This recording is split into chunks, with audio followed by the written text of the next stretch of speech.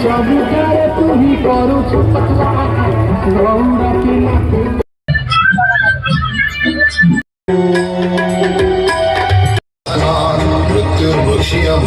आज जो कांडेल ग्राम दोलमा उत्सव कार्यक्रम चली जो राधाकृष्ण को पूजा अर्चना कर पूजा पूजक भाव में कार्य करें मतामत रखू से कौन कहे आज जो पूर्णिमा रही से विषय कहे एवं माने पूजा अर्चना केमिति करा जाउथिला। आज्ञा देखो आम दोल उत्सवटा बर्तमान 20-25 वर्ष हो गला। ए वर्ष भी मध्य बहुत जाकजम चली 26 तारीख दिन आम अधिवास कर्म करूँ कि कलश यात्रा आरंभ होता से आम यादव समाज समस्ते एकमत होई आम जशवंत नायक को कर्तारे परिणत करथिले एवं मुश्री गंगाधर दास मते पूजा कर परिणत करथिले।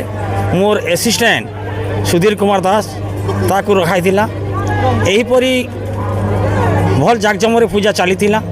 दिन को वर्तमान 4 पहर लेखा भोग लगे से क्यों दिन खीरी लगे तो क्यों दिन पिठा नाना प्रकार मिष्टान्न 7 प्रकार मिष्टान्न भोग हो सारा कंसंकर जो आविर्भावटा जो रोला कृष्ण दोल उत्सवटा रामकृष्ण को नहीं अक्रूर से जो पठे एवं पुतना को पठे से शोषण करी पुतना मारी तापर जो दिन दोल पूर्णमी कंस दरबार से कंस को मध्य निहत करथिले। आम सहित वर्तमान उपस्थित अच्छा राधाकृष्ण पूजा कमिटीर जी कि कोषाध्यक्ष रही सहित आम आलोचना करवा मतामत कौन रोचे।